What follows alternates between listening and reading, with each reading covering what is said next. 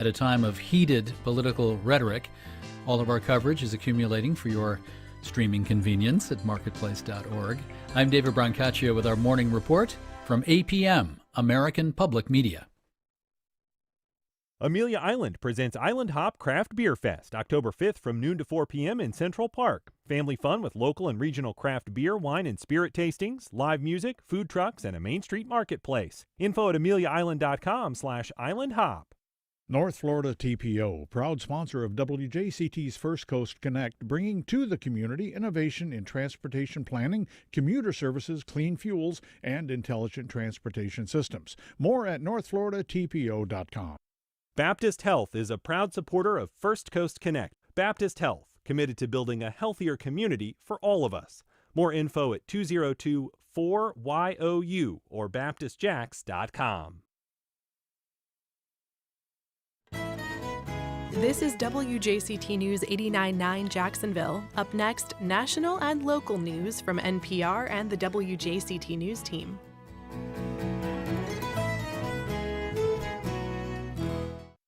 Fighting for better wages agree to suspend their strike until after the elections and the holidays.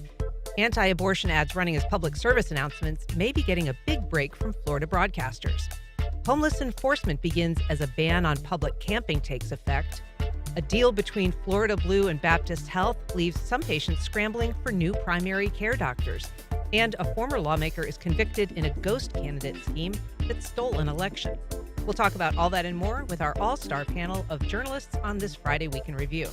Join the conversation. You can reach us on air at 904-549-2937. You can also email questions or comments to First. In Washington, I'm Corva Coleman. The Labor Department says U.S. employers created 254,000 new jobs last month. That's well above the 150,000 jobs that forecasters expected. The unemployment rate edged down to 4.1% in September.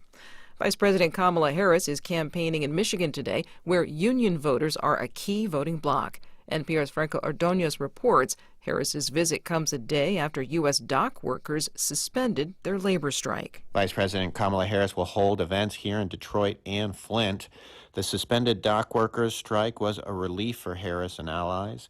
She supported the dock workers, but there were concerns that a dragged-out strike could disrupt supply chains and upend the economy just weeks before the election.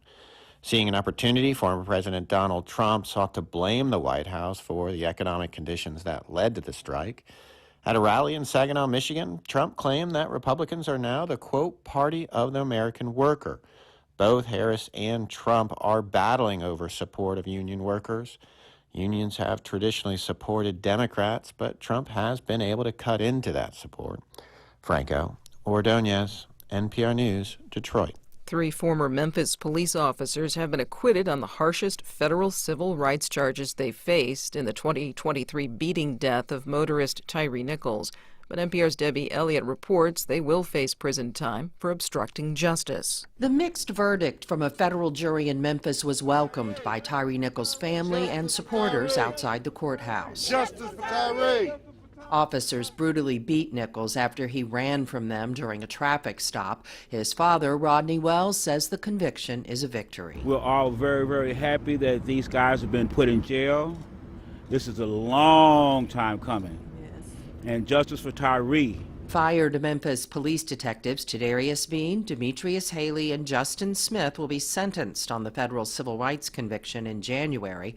They also face state murder charges. Debbie Elliott, NPR News, Memphis. The Centers for Disease Control and Prevention says this year's flu vaccine may not be as effective as in some previous years. But NPR's Rob Stein reports people are still being urged to get one. The CDC says the flu vaccine was only about 35% effective at preventing people from getting hospitalized by the flu during this year's flu season in 5 countries in the southern hemisphere. That may indicate the vaccine will only be that effective in the northern hemisphere's winter. In past flu seasons, flu vaccines have been between 24 and 43% effective. Officials say people should still get their flu shots to reduce the risk of getting seriously ill. Rob Stein, NPR News. You're listening to NPR. It's now 4 minutes after 9. This is WJCT News 89.9 Jacksonville. Feeding Northeast Florida says the amount of active duty service members struggling to find food is staggering. The area's largest food bank serves 12 counties from Duval to Levy, and the organization says more than 18% of active duty military members within this region are food insecure. Cameron Triggs with Feeding Northeast Florida says contributing factors include lower pay for younger service members, difficulties for a partner to find a steady job due to the transient nature of the military, and the higher prices for groceries. I think it's an important issue for us to consider. And I also think it's an important issue because, it's assumed that those who are active duty military or veterans, that this would not be an issue. But it is. And I think if we bring awareness to it, we can partner together to solve hunger amongst our military neighbors. Military members can find a food bank by going to feedingnefl.org or contacting the Fleet Reserve Association Branch 290 in Atlantic Beach. The Jacksonville Jaguars, the NFL's lone winless team, will try to end its skid against the banged-up Indianapolis Colts on Sunday while wearing Prowler throwbacks. The threads will be worn in honor of the team's 30th season and the induction of former coach Tom Coughlin into the team's Ring of Honor. 79 degrees now, a 50% chance of rain today. Support for NPR comes from NPR stations. Other contributors include Sony Pictures Classics, presenting The Outrun, a new film starring Saoirse Ronan. A young woman returns home to the magical Orkney Islands while on a journey of recovery and sobriety. Now playing only in theaters. Support for First Coast Connect is provided in part by Baptist Health and North Florida TPO. Opinions expressed on the First Coast Connect Week in Review are those of our panelists and do not reflect the views of WJCT News 89.9. Good morning. I'm Ann Schindler, and it's Friday, which means it's time for our First Coast Week in Review. Among our topics, a strike over wages and automation is put on hold just days after it begins. Florida broadcasters may unwittingly be subsidizing the state's anti-abortion ads. A statewide public sleeping ban takes effect. A Florida Blue and Baptist agreement comes after weeks of discussions, but not everybody is covered by the last-minute deal. And a former state senator is found guilty in a ghost candidate scheme. To talk about all that and more, I'm joined in studio by Nikisha Williams, Jacksonville Today columnist and author. Good morning, Nikisha. Good morning, Ann. Good morning, Jacksonville. Nate Monroe, Florida columnist for the USA Today Network. Hey, Nate. Hey, Ann.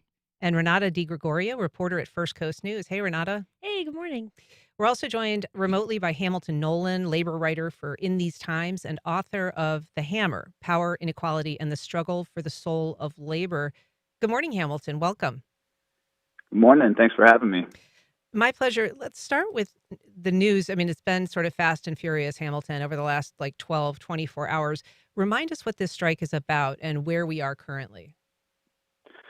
So this is a strike of the ILA, International Longshoremen Association, which is the union for all of the East Coast ports in the United States of America. They went on strike October 1st at the expiration of their contracts. They were looking for raises of to begin around 77%. The company was offering raises of around 50% over 6 years. This is, and the longshoremen shut down all the ports. It was a big deal. A lot of U.S. commerce goes through those ports. Strike can cost billions of dollars a day. And now, 3 days in, they have in fact settled the strike. And so there are a couple of main issues at issue here. I guess there's the money, and there's the question of automation.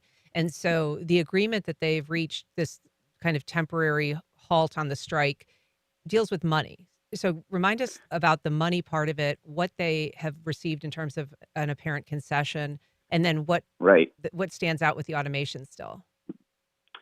Yeah, in terms of the money, like I said, the reality, even though this strike made a lot of people nervous and sort of had a lot of people's hair on fire and had a lot of conspiracy theories going about this being an op for the election and all types of stuff, really they weren't that far apart on the money. These are international shipping companies that made something like $400 billion in profits since the beginning of the pandemic. And so this was sort of an act by the workers to say, hey, we need our piece of this now.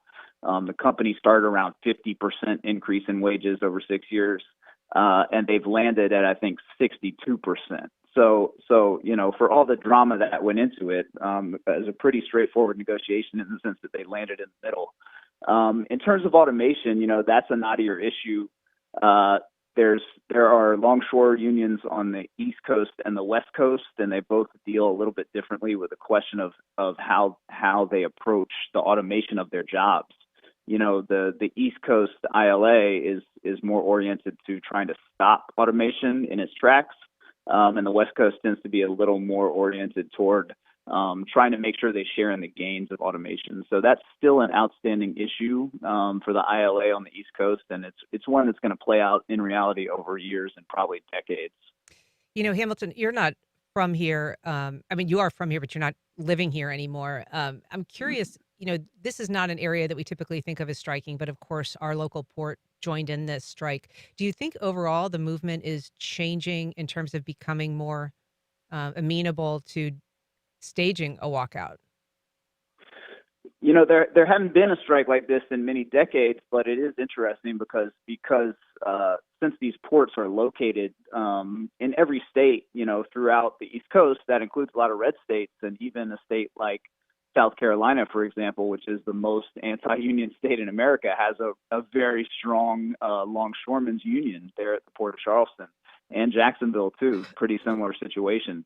So, yeah, I think, you saw the United Auto Workers go on strike last year and win a big strike. You saw the Teamsters make a credible strike threat against UPS and win a really rich contract for their members. And this is a little bit similar in the sense that these big, strong industrial unions are seeing and proving time and time again that strike threat gets the goods. And I'm going to open it up to the rest of our panelists here in just a minute, but I want to ask you specifically about that North Carolina anecdote that's in your book, The Hammer, because you talk about the issue of water and the way that the union there has kind of held firm on no bottled water. But you kind of make a persuasive case as to why while it sounds like foot dragging, or in the case of automation, concerns about just preserving someone's small task that could easily be automated, why it's important in the eyes of the union to preserve those kinds of jobs. Yeah, if you think about NAFTA and the legacy of NAFTA and the legacy of quote unquote free trade in this country, it really destroyed a lot of blue collar, middle class jobs, and there was no safety net for those people. So even though when people see things like the longshore strike and they say, hey, these people are, standing in the way of progress, another way to look at it is that the union is the only safety net for all of these livable, blue-collar, middle-class jobs that exist in many cases in red states that don't offer that sort of thing, particularly to workers of color. And so, I would argue that the union is doing something that the United States government has not been good at doing traditionally, which is building a safety net for all these working people in the face of change in technology and automation. My colleague, Will Brown, spoke to the Jacksonville ILA president, Warren Smith, this week before the strike was called off, but he had some really interesting comments. Let's hear a little bit of what he had to say. What's being requested in these negotiations are fair wages. During COVID, ILA Local 1408 lost more than 50 members. We had hundreds of members who were sick. Some members have had COVID 2 and 3 times. We work in an industry that we cannot social distance.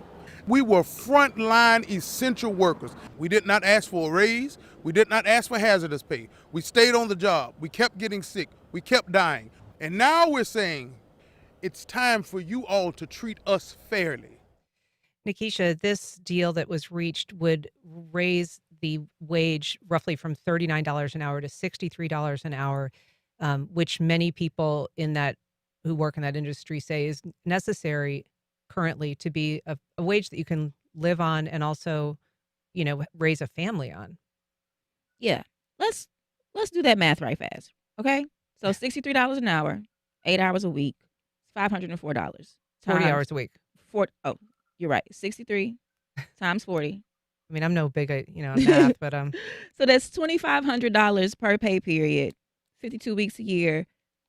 It's not bad money. It's $131,000 for a yearly salary. But taking the comment that you just played, they lost members during COVID. They had no wages. They were frontline essential workers. Their people were dying.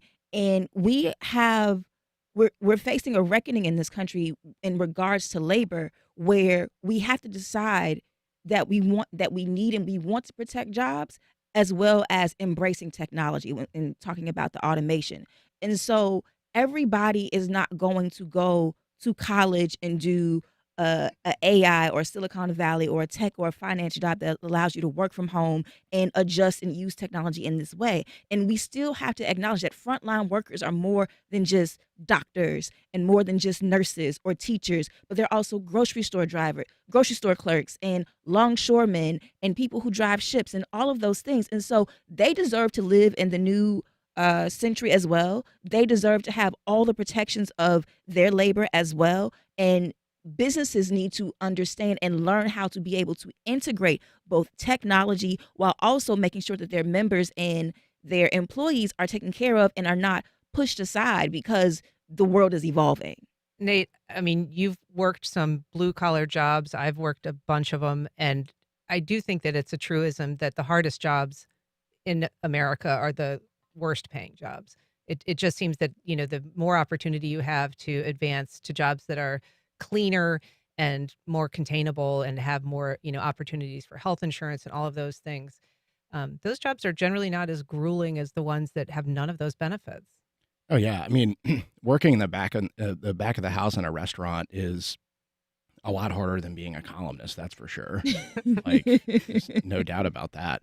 Yeah, and to piggyback on a point that's been made here, particularly in red states like Florida.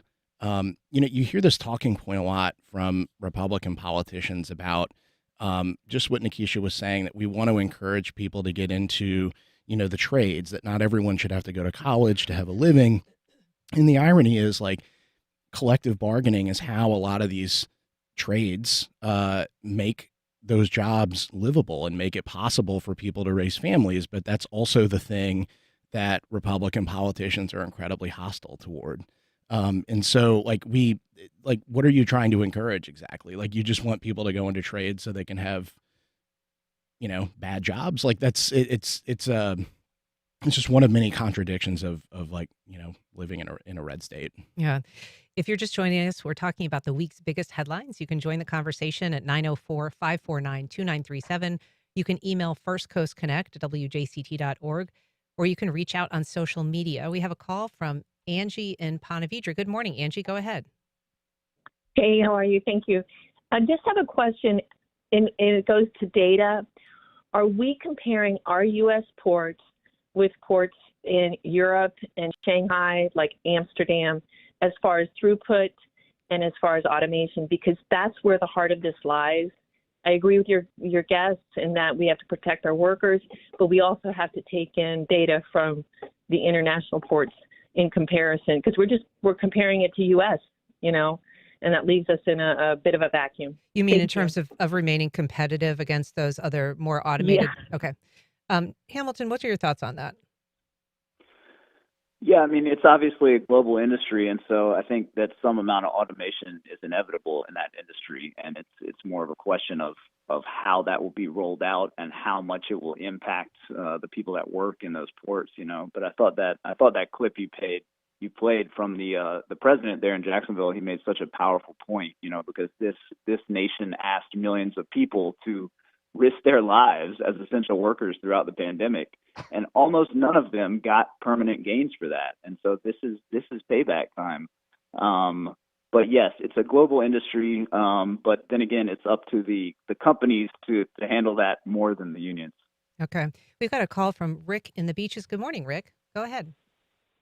Yes, good morning. I listened to your panel. They were saying they agree with the strike, but I just want to make a quick comment. Your trash haulers.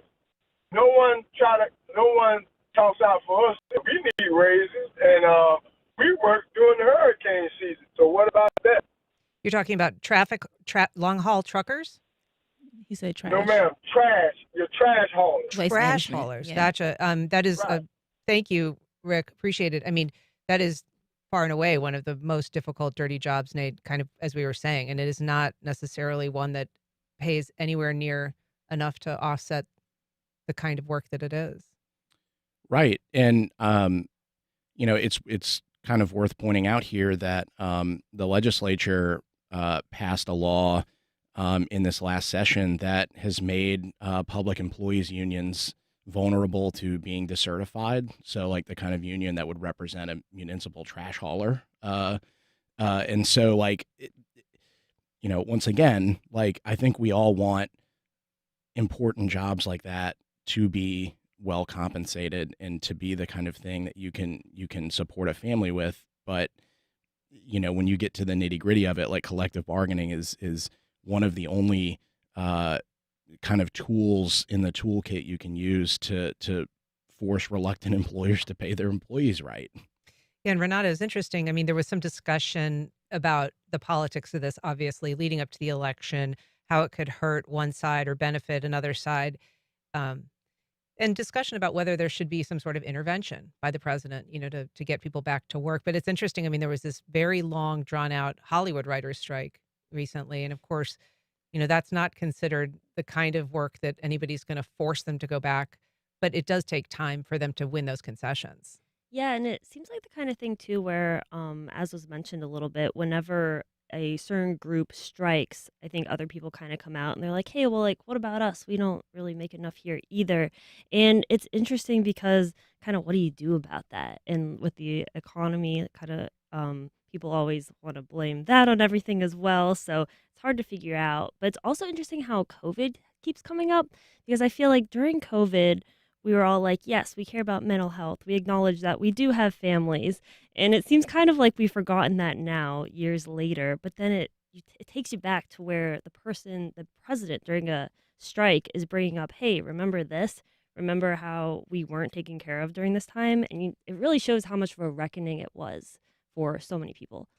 Hamilton, I want to ask you, and we'll let you pop off the line in a little bit, but that question as to what's to be done, or the idea of, what about us?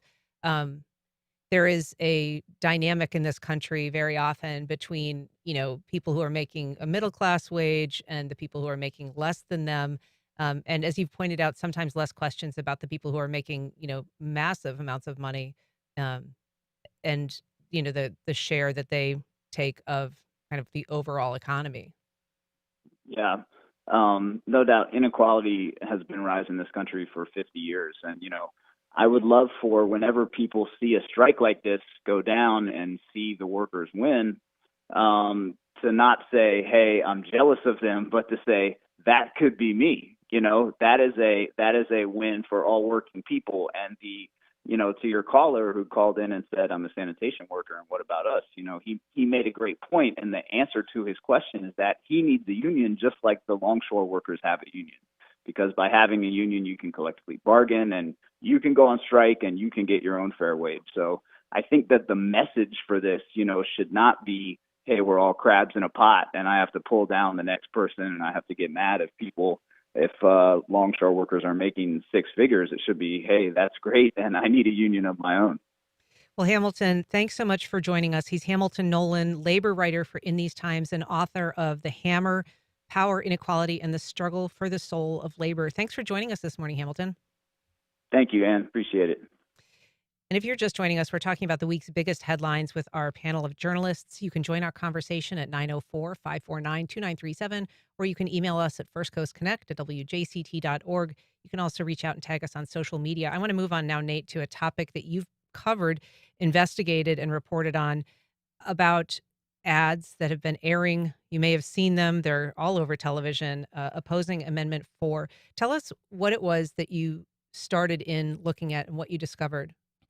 Yeah, so this is a broad story that has been discussed on the show a couple of times, but to catch people up, the Agency for Healthcare Administration, this is a state agency, set up a website several weeks ago with very explicit messaging about Amendment 4. This is the amendment that would restore abortion rights in Florida. It would reverse a 6-week ban on abortion that's currently on the books. ACA set up a website and kind of a landing page that has very explicit political messaging that would, persuade a neutral observer to think that Amendment 4 was quite bad. It says that Amendment 4 threatens women's safety.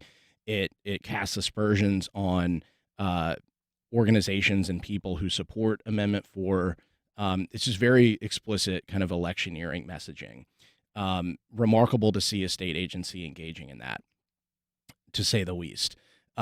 Complementing that website, ACA began running television ads that direct people to visit the website. And when ACA, they sort of tweeted out this commercial that they were going to be having running on television, something that caught my eye at the very end is it said that the ad was sponsored by the Agency for Healthcare Administration, which is obvious.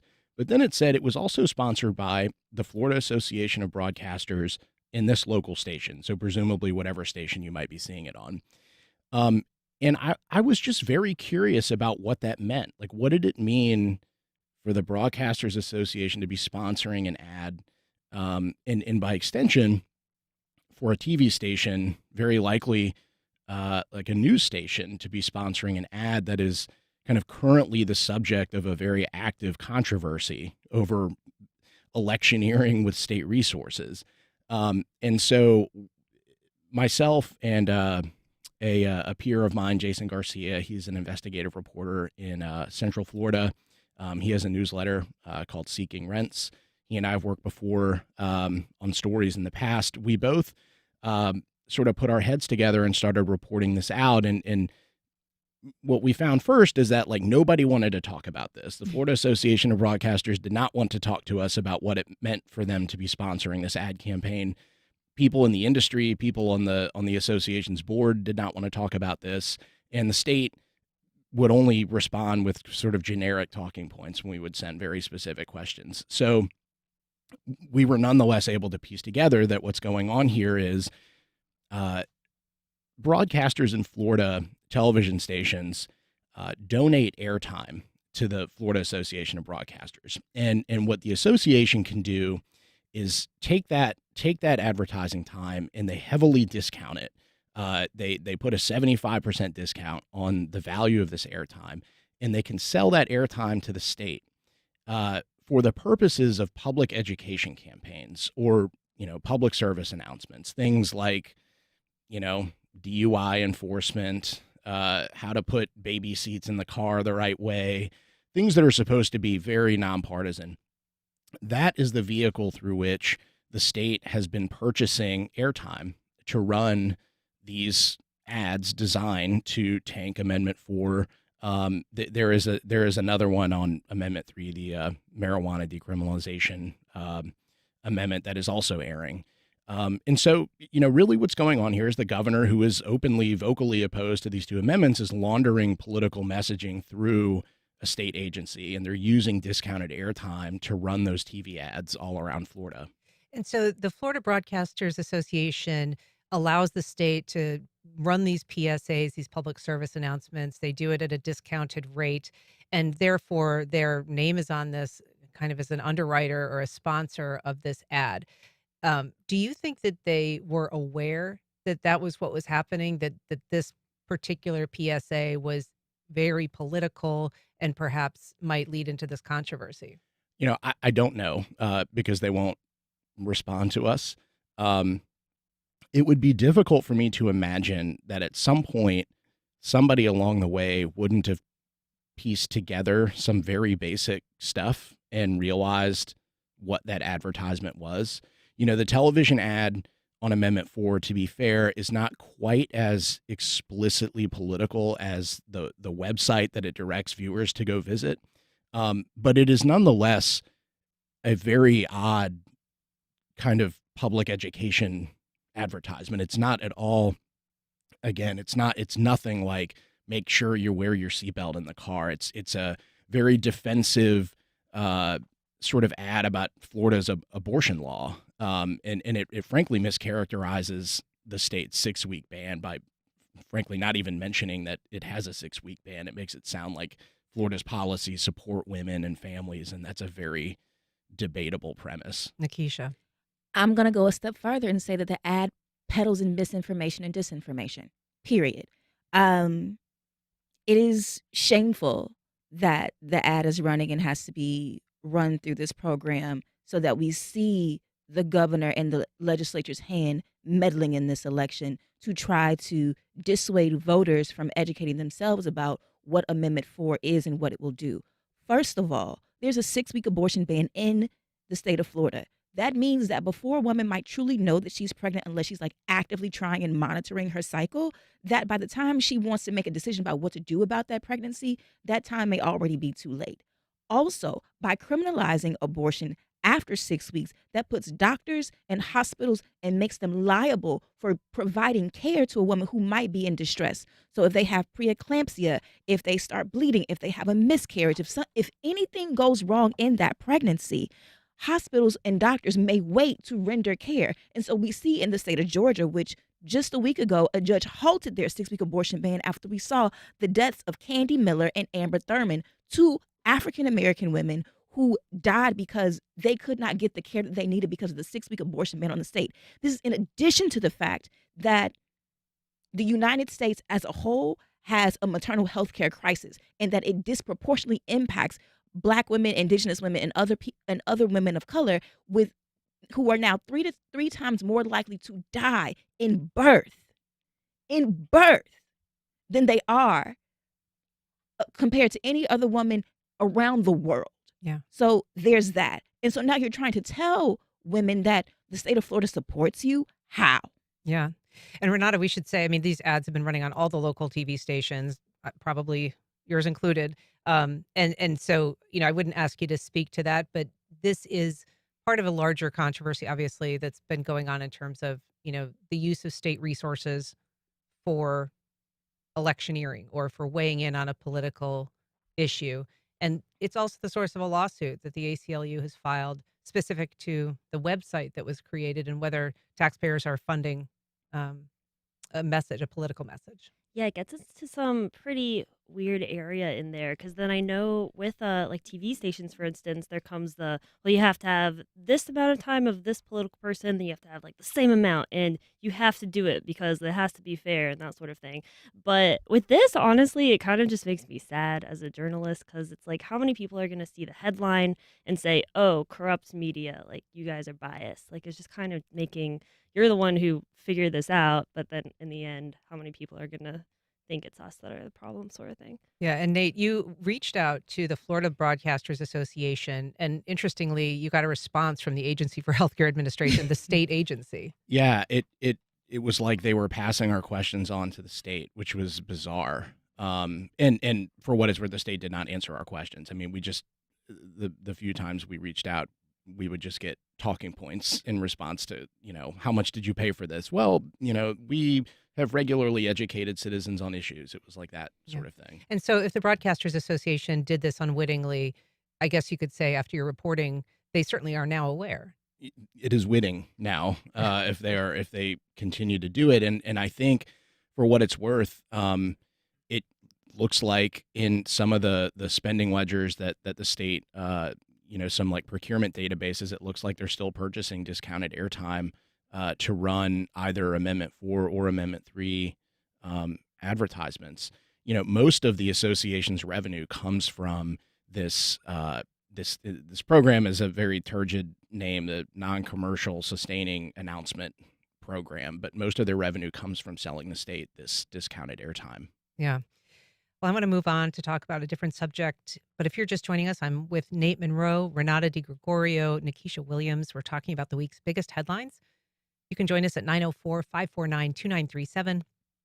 You can email questions to firstcoastconnect@wjct.org, or you can tag us on social media. Nikisha, I want to move on now to the subject of a ban on public camping, public sleeping that took effect this week. We're in day 4 now of this statewide ban.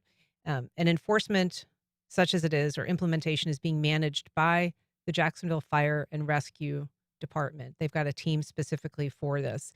Are we seeing anything on the streets yet that is like a manifestation of this new law? Are we seeing anybody being removed or redirected or taken somewhere to find shelter as opposed to living on the street? So, according to JFRD, what's really been happening is like they're working around the clock trying to find the people who are unhoused and figure out, like, basically triage what's happening with them on the street. So, do they have substance abuse issues? Let's get them into a program. Do they have psychiatric issues? Let's get them into a mental institution. Do they are they just down on their luck? Let's find some programs to help them get back on their feet. Or is there a criminal element at play? And then let's, funnel them into the criminal legal system and go the jail route. And then after they are triaged into whatever locations they can go to get them off the street, then it begins to address, I guess, the problem of their homelessness. But what the problem really is the law. Like, what contempt that you have for people, for the citizens of your state, that instead of trying to provide funding for more services that would help them and really get them off the street, we are now criminalizing the fact that they are on the street to begin with. I think that is absolutely unconscionable and just shows the contempt that this governor has for the people of the state who are citizens. We've talked earlier about, in talking about the longshoremen strike, that they were fighting and striking for a livable wage. Well, if you don't have a livable wage, you may not have a place to live, and you can very much have a daily job and still be homeless and unhoused. So it's the same tension that Nate was talking about, where we want to see people go into trades or people go into these different areas of life, but then we don't set them up for success so that they are able to make a living and have a sustainable quality of life. And so then now you come back and criminalize them for some of the choices that you put before them. Renata, you reported on this as well, and the Jacksonville Sheriff's Office said on Tuesday that they're starting this educational phase that they expect to last about 30 days, and that enforcement action will only be taken as a last resort if individuals decline services. Yeah, so the if they decline services seems kind of like a big part there. I know when I talked to JSO, they said during this time, the 30 days for the educational phase, people will be given a warning at times too, so that can happen. But like you said, Nikisha, with people, how it comes down to funding, most of the people who are dealing with homelessness who I've talked to recently all have jobs. They're just like, I just don't make enough, and so this is where I sleep here on the sidewalk. And they're actually not really planning to leave, from the people who I've spoken with, at least so far. So it comes down to, all right, if people are coming by and they're showing you these services, how does that if play in? Do they have to accept a certain thing? And kind of when I was speaking with people, they were saying, well, I don't want this. If I go there, I'm not going to have as much freedom at that shelter. I want to stay over here. So it gets into like a really kind of muddled spot right there. And it should just kind of be interesting to see how it all plays out, because the other part is when you speak to all of the people who are doing the city's plan to try to end homelessness, they're saying, yeah, what we really need is funding. Like, once we get the funding, then we can do all of these things. Because they're still, for months, they've been using the word in the beginning. We're still in the beginning of like trying to get the message out. And that's what they said months ago. So we're still here, but they're still not having that much funding because the mayor wanted $10 million to try to do this. City council ended up passing a fraction of that. So now they have about $2.5 million to do all of this, which is a lot less money. So it should be interesting just by the January 1st deadline, which is when the city can start to be sued by residents and business owners if they see people who are sleeping outside. It should just be interesting to see, like, if we get there, that we have people that are in shelters. Got a call from Mo in Jacksonville Beach. Good morning, Mo. Go ahead. Good morning, everyone. First of all, I wanted to commend Mr. Monroe for being so professional this morning. His writing tends to be, a little radical, if you will, or controversial. It's been very professional this morning, so it's been nice to listen to him. It seemed like Miss Nikisha, however, was allowed to, criticize the disinformation of the advertising campaign that you all were talking about, but then kind of went off on a bit of an emotional tangent, if you will, that I think really mischaracterized a lot of things and dramatized a lot of things. Mo, And can you just be specific, and we'll try to address it? Well, I don't. It was kind of a shotgun approach at criticism of the advertising campaign, and then I think there's recent tragic deaths of a couple women, unfortunately, and there's been 2, 3, 4 sides of that story in the media, and I really don't like talking about that because of the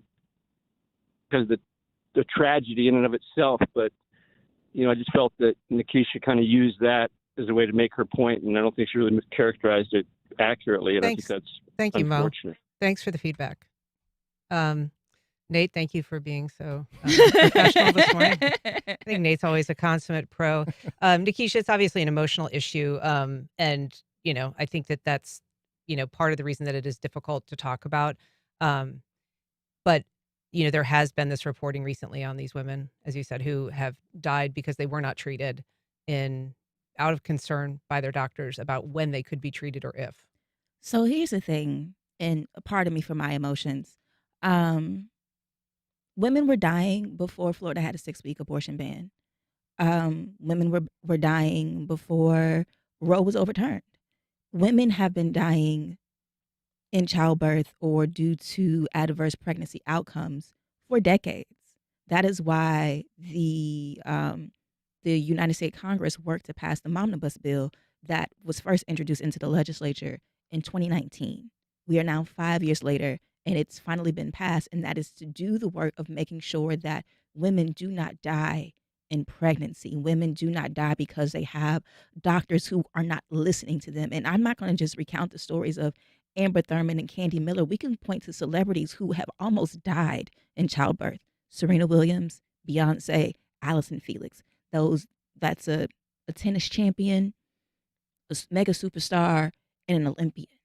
So, yeah, I'm going to be emotional about the fact that now, in an effort to restore the right of a woman to be able to make decisions about her own body, her own future, her own livelihood, because let's be clear, having a child is a financial decision, and we've been talking about finances all day, right?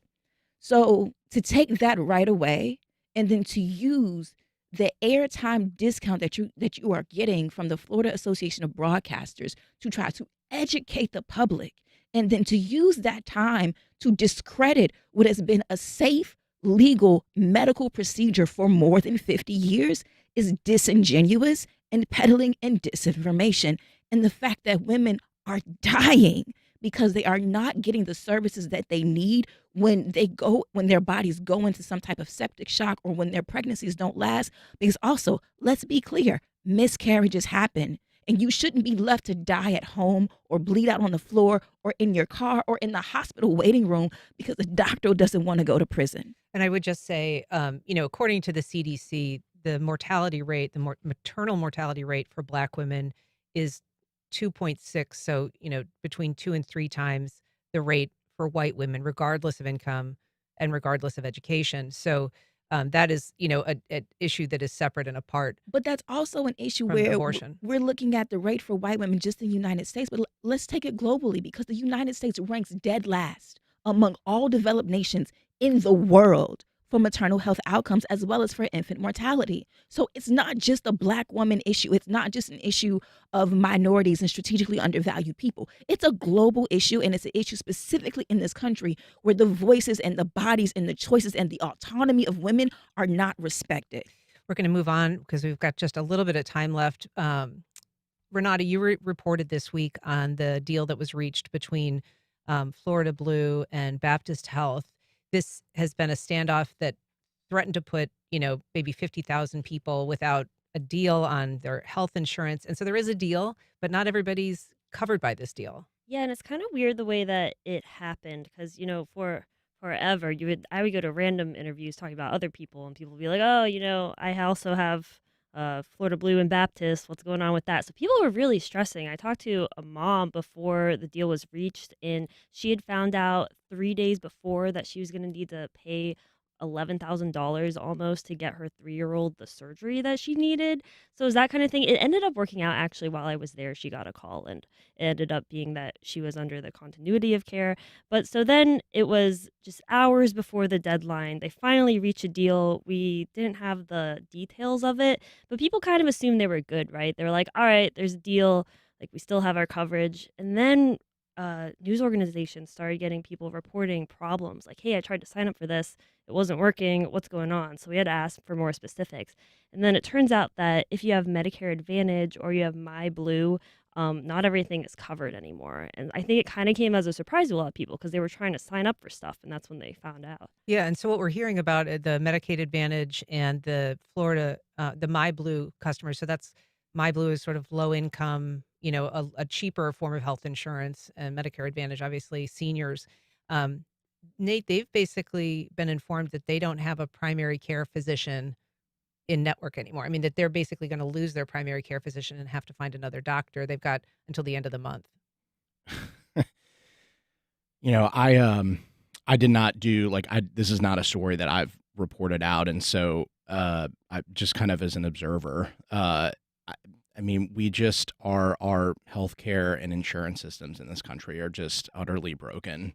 It is absurd to make people wait on this, behind the scenes high stakes negotiation to come out to see if they're going to have, really actually just have healthcare, because uninsured people I mean, the stuff's too expensive, and so you just don't have health care, if a deal like this falls through. And it's the height of absurdity to expect people to sit around and wait for these two companies to stop screwing around and get things figured out. And this isn't the only current standoff. UF Health and United Healthcare are in their second month of a standoff in their hospital insurer contract, which expired at the end of August. And so, there's several tens of thousands more people that are, either paying out of network prices or finding a new doctor, which is no small task. Not at all. Like, I have Florida Blue and I had to get some procedures done. And so I was racing the last 2 weeks of September trying to make sure that I got all of my appointments in before that deadline, just in case I lost my coverage. And so to think that tens of thousands of people have no health care coverage with the United and the UF Health standoff. I remember I went to go find a primary care physician. They're like, we're not taking any more Florida Blue patients. So now you have doctors trying to protect their own practices to make sure that they're going to get reimbursed from insurance companies who may or may not be within network anymore. So everybody's scrambling. It's always about money, and the people are left holding the bag. And as Nate said earlier, it's the problem. It's always been the problem of insurance in this country, that it's not something that you are given. It's something that you have to find. And so you have to go through a middleman, where you see those people who have public positions like our Congress or like our military. They have public health insurance, and they have the best health insurance, and they can go and get as many procedures and all the care that they need. But everybody else that works within this capitalist system has to go out and find an insurer, whether it's provided by your employer, and depending on how large your employer is, your employer may not have to provide medical insurance for you, right? So you either have to have an employer that's going to provide your medical insurance, or you have to go find it yourself. And depending on the nature of your health, if you have pre-existing conditions or anything like that, that's going to raise the price. And so this is something that we've been grappling with for decades. Remains pretty intractable. Nate, I want to talk just briefly about the ghost candidate story. This is a South Florida story, but it's got some local connections. It involves a former senator who's found guilty of basically faking an election, election fraud in a way. Explain to us what happened and remind us what the connection is. Yeah. So a former state senator, Frank Artilles, was found guilty of a few different felony charges for basically giving another guy tens of thousands of dollars to run as a kind of sham no-show candidate. This guy was running solely to siphon votes away from the Democratic incumbent in that South Florida state Senate seat. So that trial was quite narrow. It was focused on a pretty narrow controversy about that election, but it was happening against the backdrop of a bigger controversy, which is that there were at least 3 ghost candidates in that 2020 election cycle who ran with the support of dark money groups and effectively siphoned away votes from the Democratic candidates in those seats. It helped Republicans retain control of the state Senate. One of the dark money groups that provided support for Artilly's candidate was a group called Grow United. Grow United was a 501c4 organization controlled by Matrix operatives. And Matrix and Florida Power and Light are kind of its own saga that we've talked about before on this show. It's shameful to try to make you condense all of that into a minute and a half, but a very interesting story and one that we'll continue to follow. Nate Monroe, Nikisha Williams, Renata DiGregorio, thanks so much for being here today. Thank you. Thanks for having us. Thanks, Ann. We'll be right back.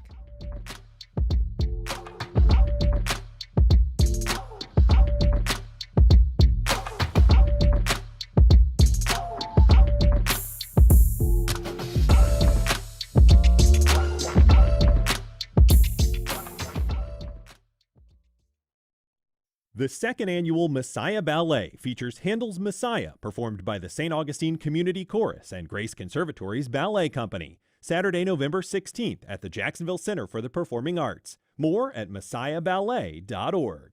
North Florida TPO, proud sponsor of WJCT's First Coast Connect, bringing to the community innovation in transportation planning, commuter services, clean fuels, and intelligent transportation systems. More at North Florida TPO.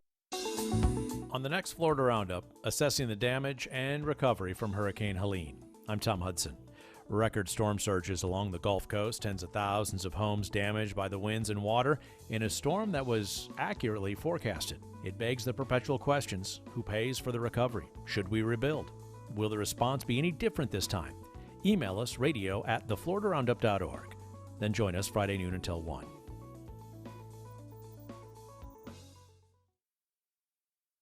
Up to 1,000 active duty soldiers are on their way to help communities devastated by Hurricane Helene. Black Mountain may never look the same again. It's just total destruction. A new filing by special counsel says Donald Trump did resort to crimes after losing the last election, and a dock workers strike creates a long line of container ships outside the country's biggest ports.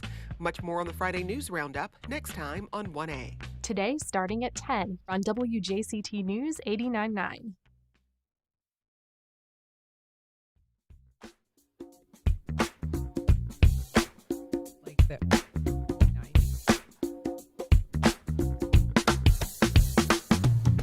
Welcome back.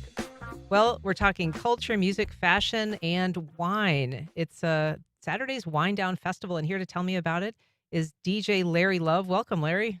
Thank you. Thank you. How you doing? And Dominique Toll. Hey, Dom. Nice to meet you. How you doing? Really good to have you here. So, this event has been going on since, I think, 2023, Wine Down. But tell us a little bit, what is the Wine Down Festival? Yeah, so the Wine Down Festival, it's kind of a culmination of an event we've been doing all year long. It started as Wine Down Wednesday at Vagabond Coffee, and we actually received a grant from Placemaking Jacks, right? Because of them seeing the work that we did. So we are now able to put together a large scale event in Lift Every Voice and Sing Park to highlight arts, culture, music, food, wine, in a way that tells a story about our event and the impact we're trying to make in Jacksonville. Cool. So this is going to be at the Lift Every Voice and Sing Park, and Most definitely. this is like maybe the first event. This is the third, technically. Yeah. Outside of the ribbon cutting. Outside of the ribbon cutting. Yes, Okay. sure. That's great. And what a neat venue to do it at. And so how did this originate, Larry? Like, what was the germ of the idea that got Wine Down Wednesdays even going? Yeah, so shout out to Robbie Young, OG Robbie, Dr. Dom, and Father of Vagabond. Yeah, for sure. Will Morgan. So they kind of came together. Robbie had an idea. Him and Dom kind of already knew each other. They came together, and Dom was like, hey, I actually have a great place for this idea that you have. And they came together with Will and kind of talked through it. And then Kalia, his partner, came aboard, and I saw them do the first event. And Wine Down Wednesday is just an idea that I've been kind of contemplating for a while, but the way it's done was purely about the arts, and I never saw Wine Down Wednesday was usually, inside of a bar. There's wine, there's a DJ. This is not that. This is community on a Wednesday, a random Wednesday of a week. So I saw it, and I knew Robbie, and I kind of knew everybody else. I reached out and was like, "Hey, I would love to be a part. I'm a community influencer. I've done a lot of things here." And they embraced me, and that started the journey of Yeah, us it's been 5. family ever since, Yeah. honestly. So describe for somebody who hasn't been but would like to go, kind of what is the vibe? What's the Yeah. atmosphere? What are you doing and seeing and eating and drinking? Absolutely. So the vibe, I mean, I'm biased, but it's Yeah. magical, to be honest. It's truly a community. So you walk in, there's food vendors, so you get the smells right before you even walk inside the door. You come in, there's about 20 plus actual merchant vendors. We also have a food vendor inside. Then we'll have a DJ playing music until Robbie comes on. He's the host. We have uh, how do you say it? Basically, we just have artists perform their sets, different sets, maybe a 10-minute set in between each other. We've recently added a band for the last couple ones.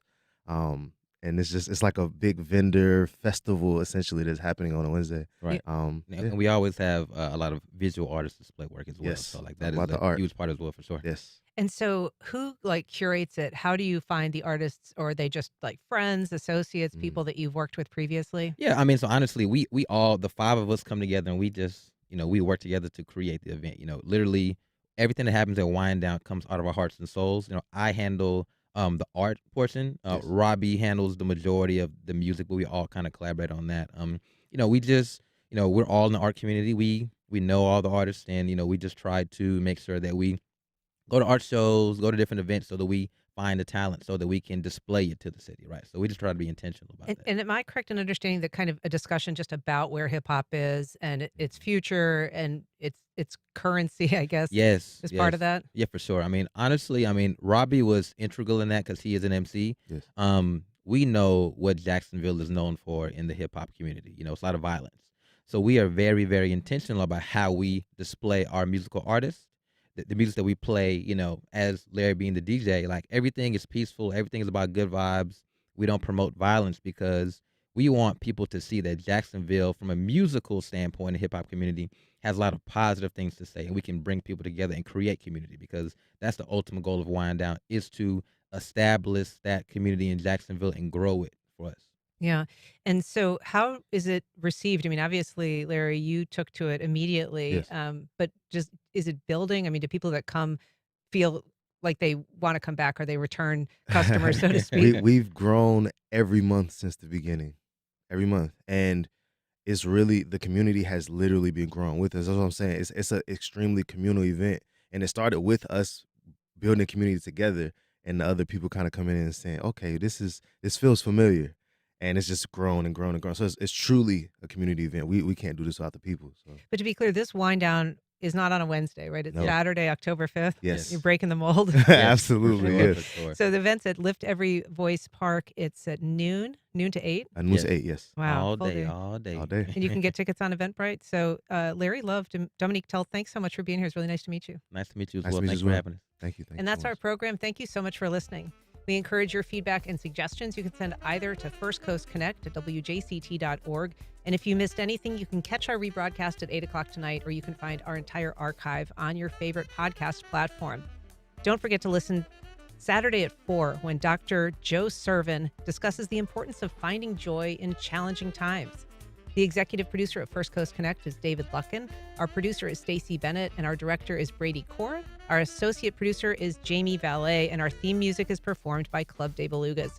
While attorneys present the evidence juries need to see and hear. More at waynehogan.law.